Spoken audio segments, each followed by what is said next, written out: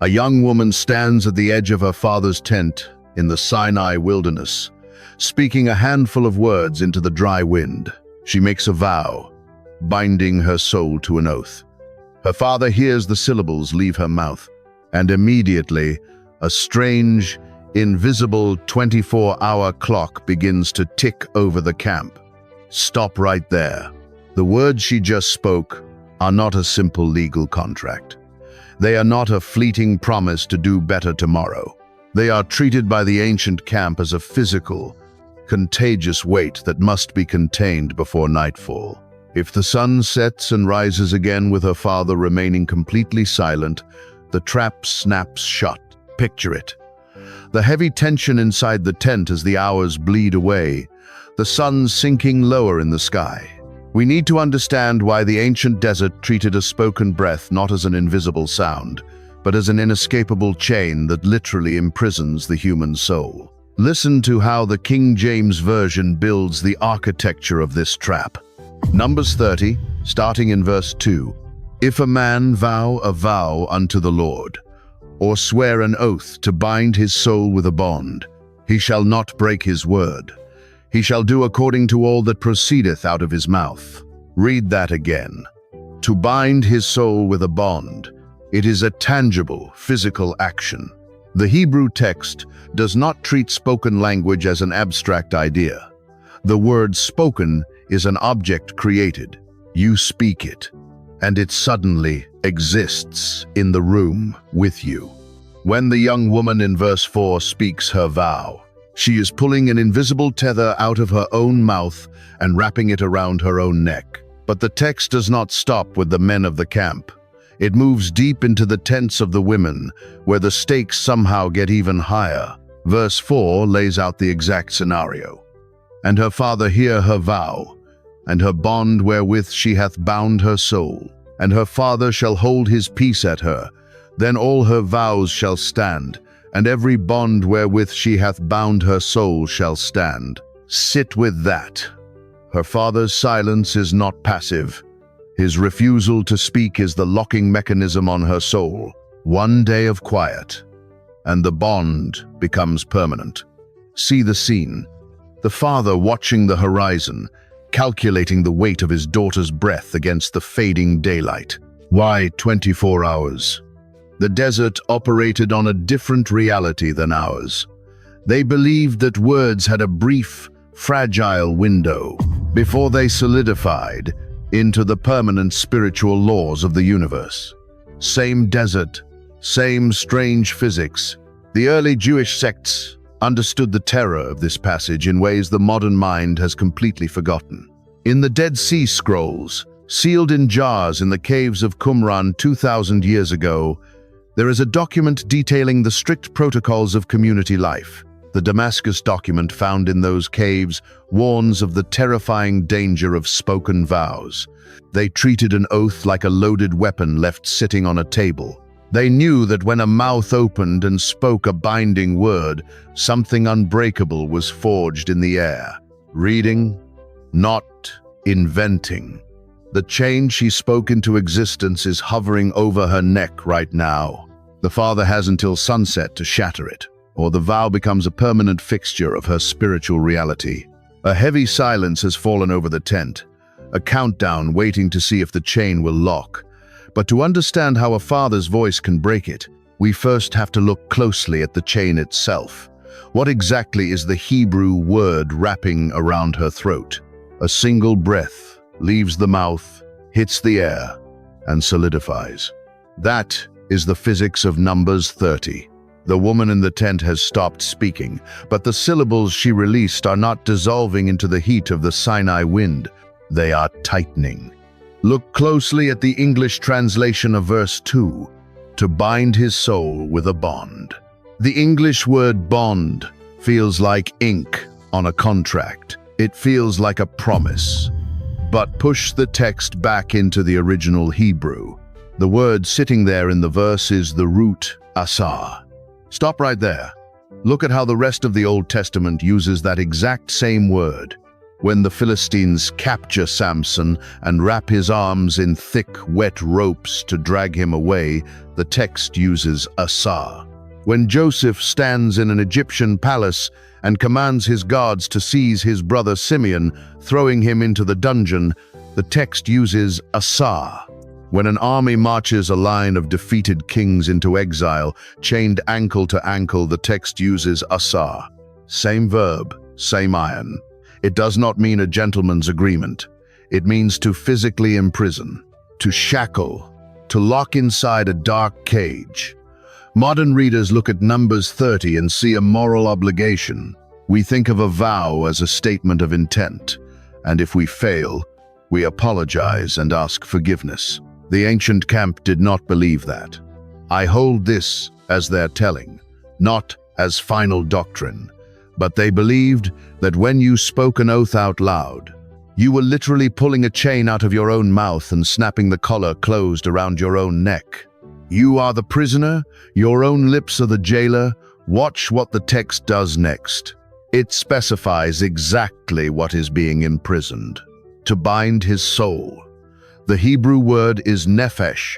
This is not just your spiritual ghost.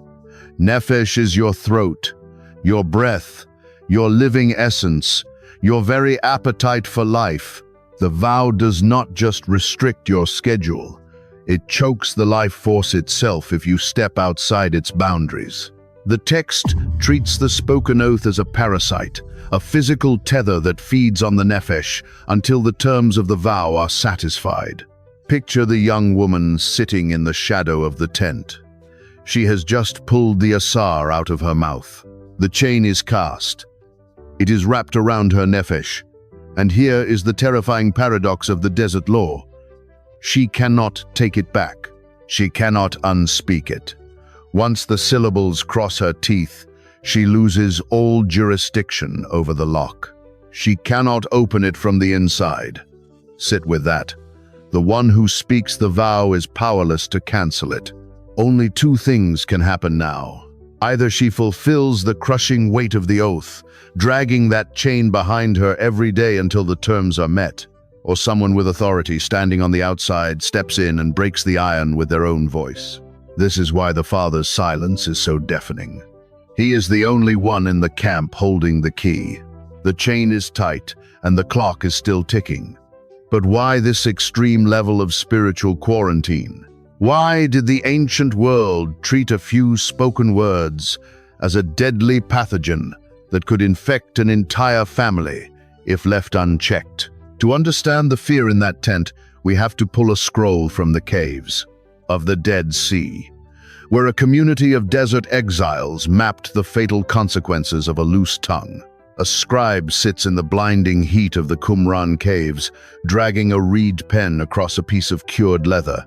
It is 2,000 years ago. He is copying a text that will eventually be hidden in a clay jar and buried in the dark. We call it the Damascus document today. And inside its columns is a terrified obsession with the exact law unfolding in the desert tent of Numbers 30. The men of Qumran lived in complete isolation by the shores of the Dead Sea.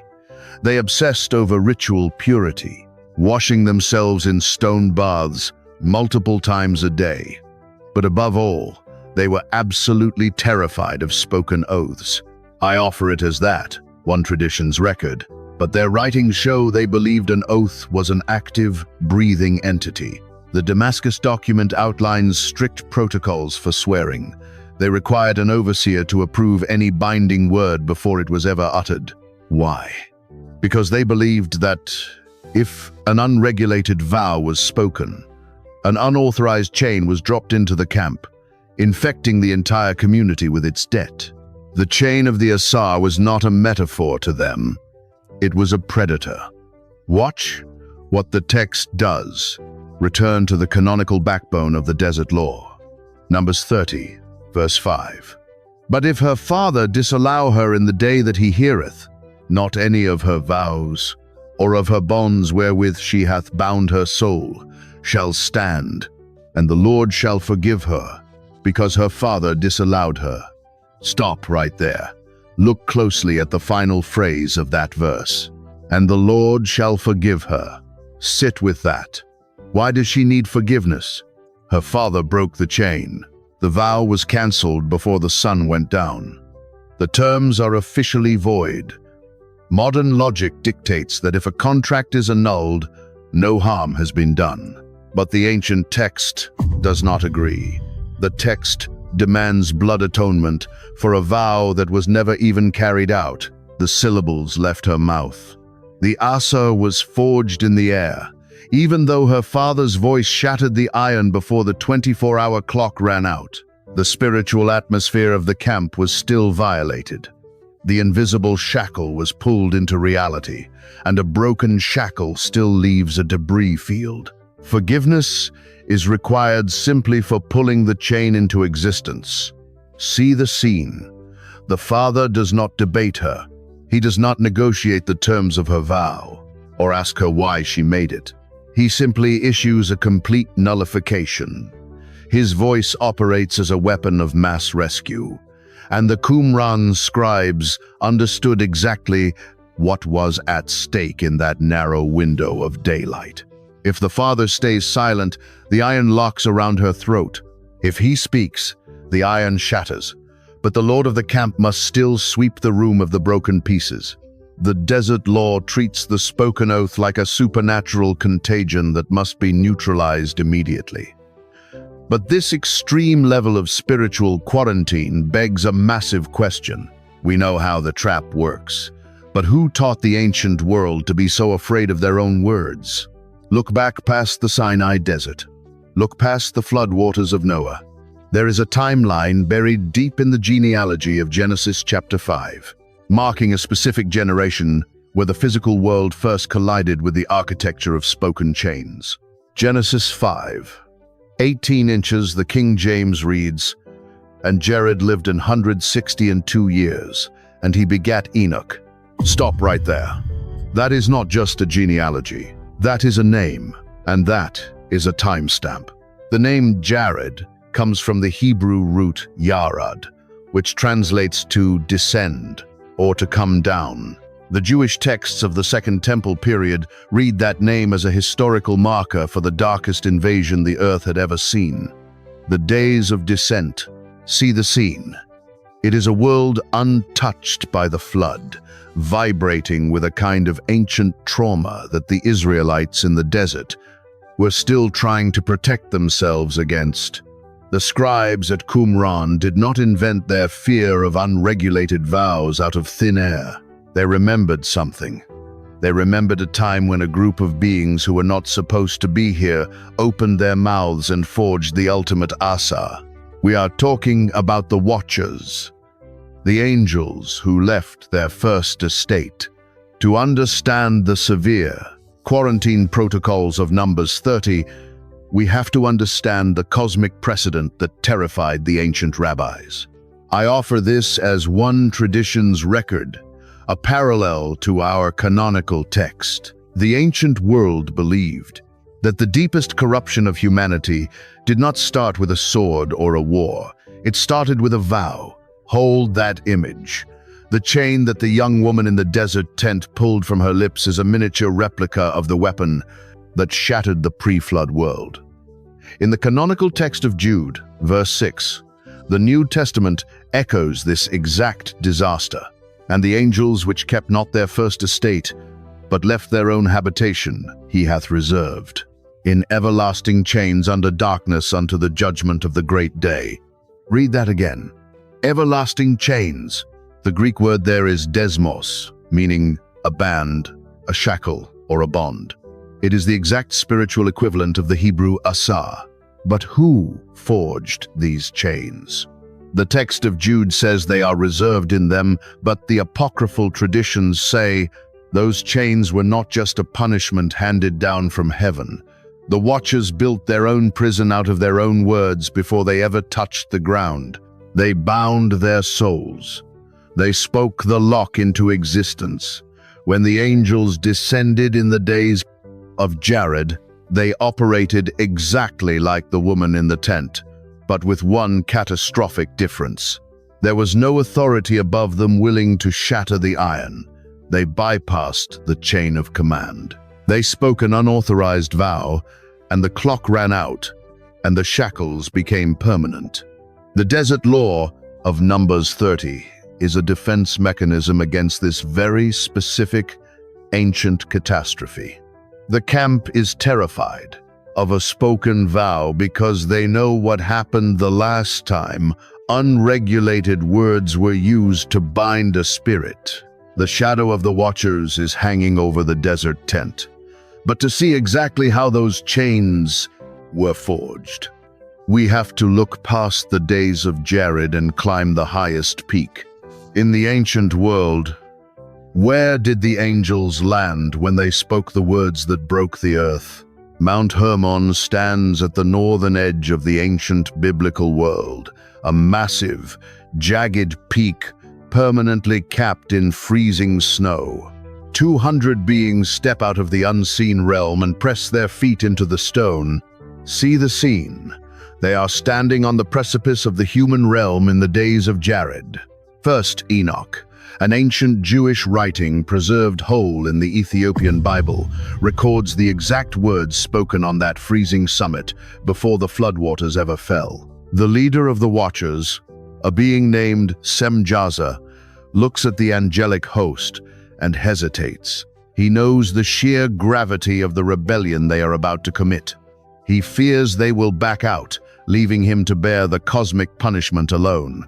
First, Enoch chapter 6 says the host answered him with one voice, "Let us all swear an oath, and all bind ourselves by mutual imprecations not to abandon this plan but to do this thing."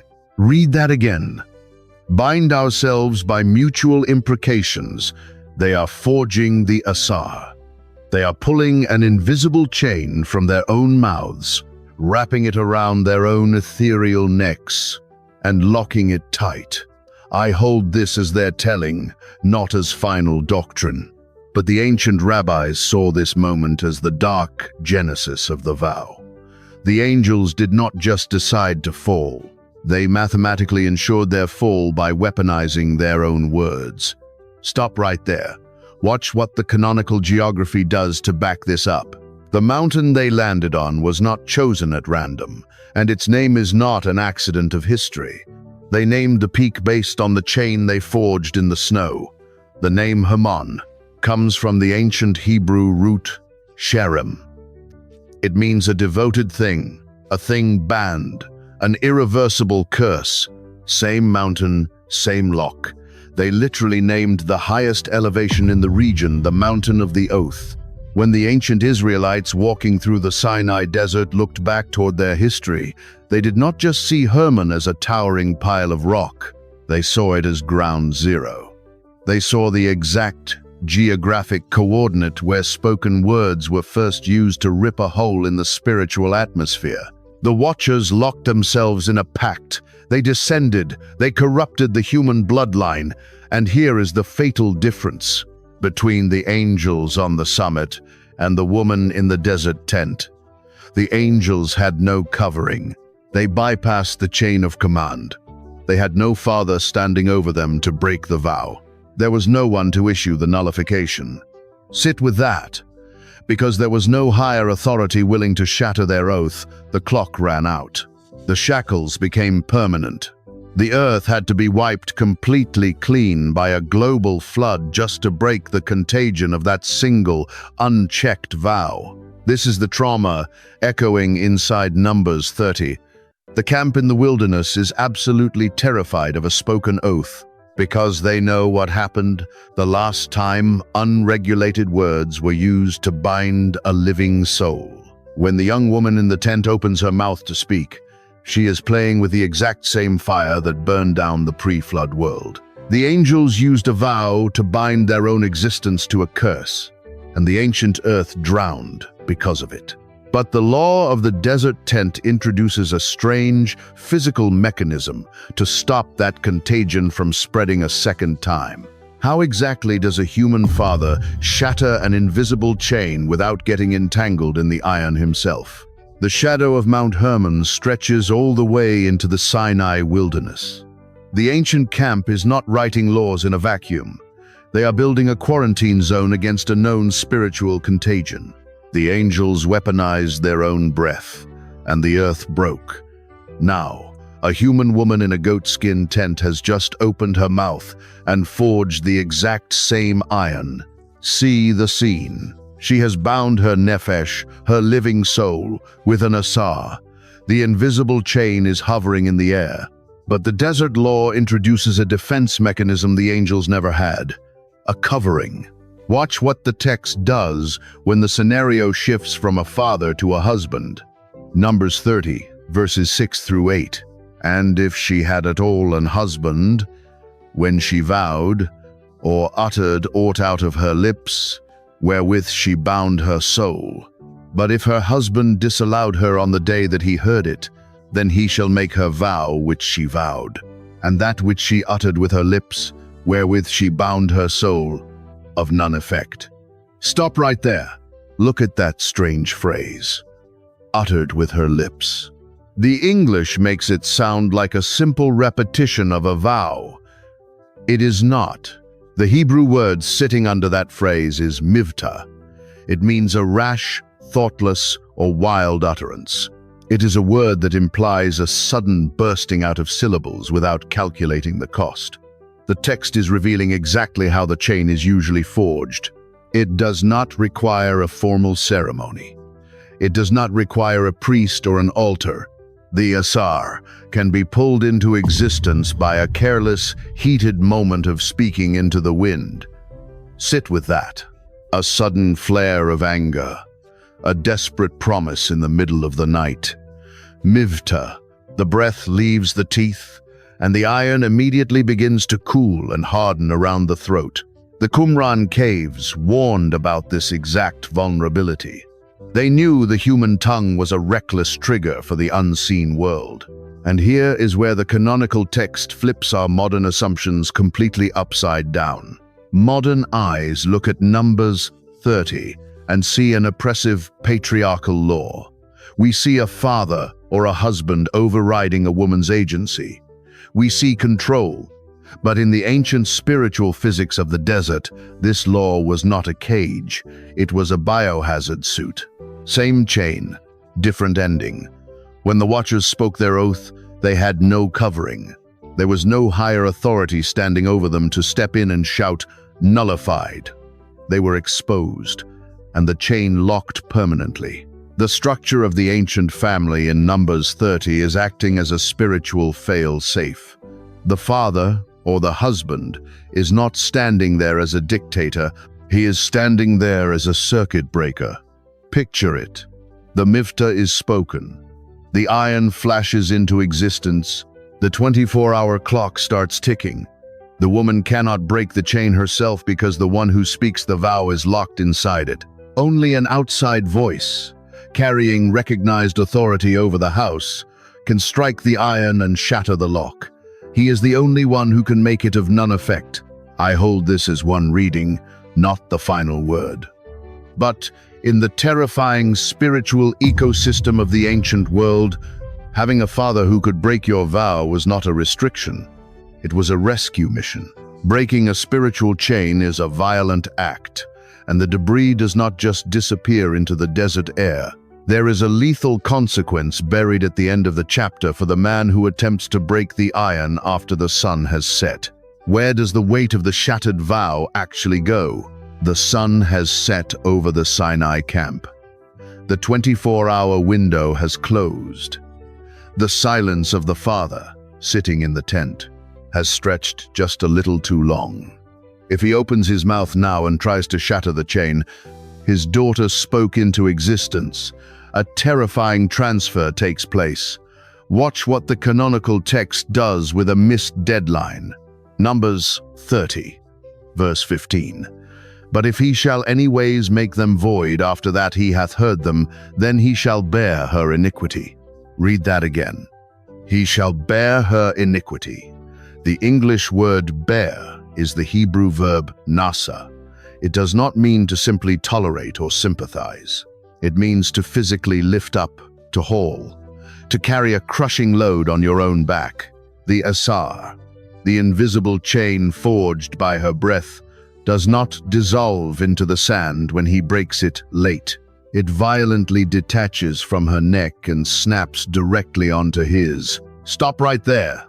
The desert law operates on a terrifying spiritual physics. Call it the conservation of guilt. The vow was spoken. The energy was released. The iron hardened. If the father or husband waits until the chain is locked and then decides to step in and break it, he cannot just wave his hand and make the debris disappear. Someone has to pay the debt of the unbroken breath. The ancient rabbis understood exactly how heavy this transfer was. Targum Onkelos, an ancient Aramaic translation read aloud in the early synagogues, adds a chilling layer of clarity to this exact verse. I offer it as that, one tradition's record. The Targum expands the scene, explicitly stating that if the man annuls the vow after the day of hearing, the woman is washed completely innocent. But the man inherits the full, unmitigated punishment of the oath, as if his own lips had spoken it. He absorbs the spiritual fallout. See the scene. The father in the tent is no longer just a circuit breaker. He is a substitute. He has to step completely inside the trap to get her out.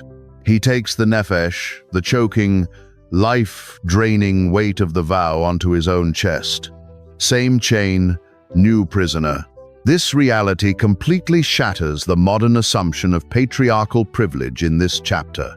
The text is not handing the man a blank check to control the women in his house. It is handing him a loaded spiritual weapon and warning him that if he mismanages her rescue, he will take the bullet himself.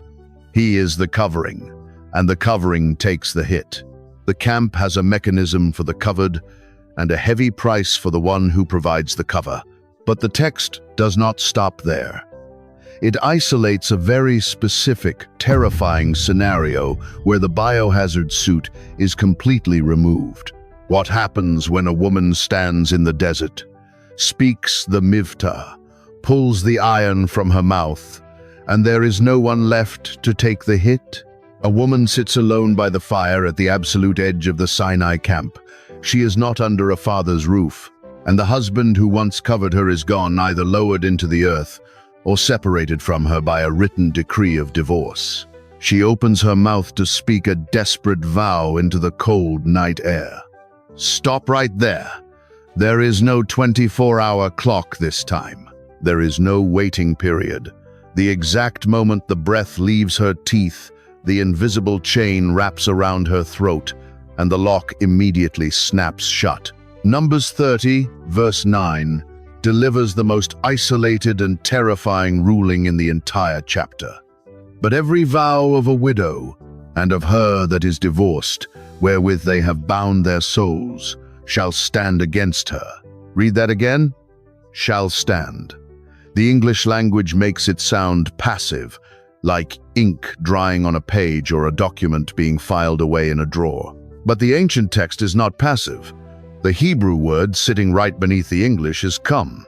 It means to actively rise up, to establish oneself, to stand upright like an adversary taking the field in a war zone. The text literally says, the vow will rise up against her. The asar, the physical iron of her spoken oath, is a living, breathing weight that instantly fastens to her nefesh, her throat, her living soul, the very second the syllables leave her mouth. Modern eyes look at this single verse and see liberation. We see an independent woman who finally has full legal autonomy over her own voice and her own choices. But the ancient desert did not see freedom here. They saw absolute, terrifying vulnerability. Sit with that. See the scene. The spiritual biohazard suit we tracked in the previous sections is completely gone. There is no father sitting in the doorway watching the sun go down.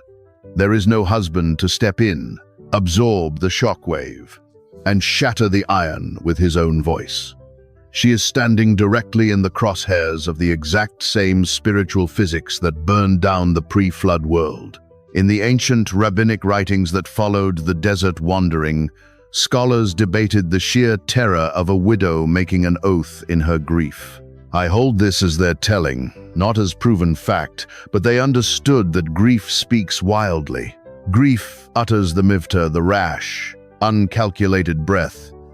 But the spiritual law of the unseen world does not make exceptions for a broken heart.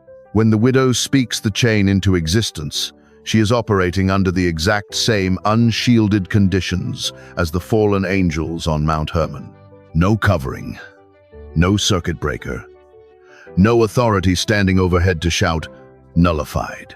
This is exactly why the rest of the Old Testament is absolutely obsessed with protecting the widow. Deuteronomy chapter 10 declares that the Creator himself actively executes the judgment of the fatherless and the widow. Why such a fierce, specific defense? Because on the earthly plane, her roof is ripped off. She has no buffer between her breath and the iron of the unseen world. If she drops a spiritual weight onto her own chest, she carries it alone. Same desert, same strange physics. Every other woman in the ancient camp has an emergency exit built into the 24-hour cycle of the sun. The widow has none. If she binds her soul, she drags that chain through the sand until the agonizing terms of the vow are finally paid in full. The law of the desert leaves the uncovered woman carrying an iron shackle she cannot afford to break. But the shadow of this lonely tent points to a much larger rescue mission, one that stretches past the Sinai sand and looks directly at the ultimate shattered oath.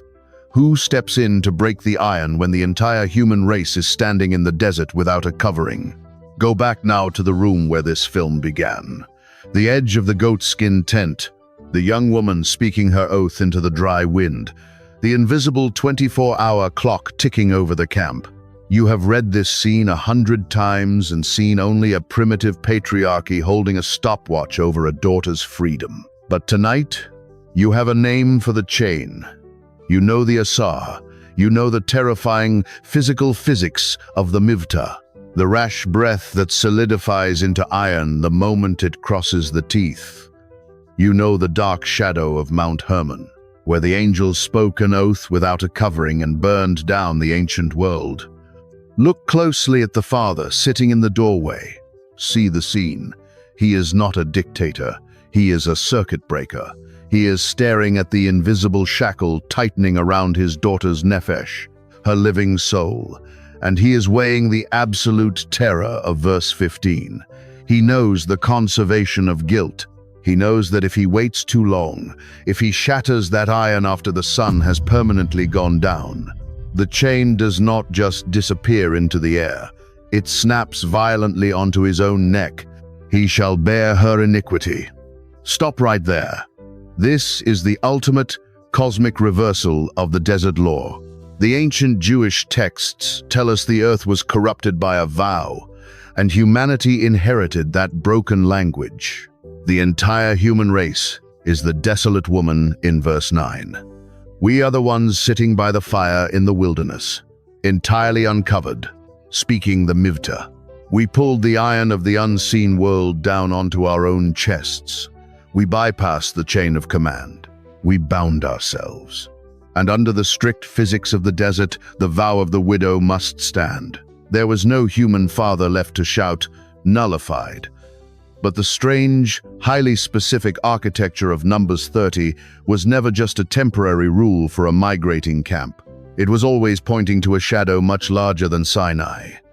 It was pointing to a bridegroom who steps into the timeline. Long after the 24-hour clock has run out, he does not come to negotiate the terms of our broken vows. He does not come to ask why we spoke them. He simply steps into the tent and shatters the lock. And because he arrives after the deadline, he triggers the terrifying, fatal transfer of verse 15. He deliberately absorbs the shackle. He hauls the azar onto his own back, taking the full, unmitigated weight of the iron. So the uncovered can walk out of the camp completely free. I hold this as one reading, not the final word. We have resolved the immediate terror of the tent, and the supernatural rescue mission hidden in its walls. But the desert is still holding the rest. The deep mathematics of exactly how a spoken word translates into spiritual mass, and what will ultimately happen to the permanent, rusted chains, the watchers forged in the snow of Mount Hermon. Those mysteries remain locked in the sand, waiting for the final day. If you sat in the tent with us until the sun went down, comment the word "watched" below. Subscribe to the channel because we are going back into the ancient, untranslated architecture of the biblical text every single week. And send this video to one specific person who loves the deep wilderness of the Old Testament, but has never heard the silence in Numbers 30. The iron was forged, but the voice that broke it was louder.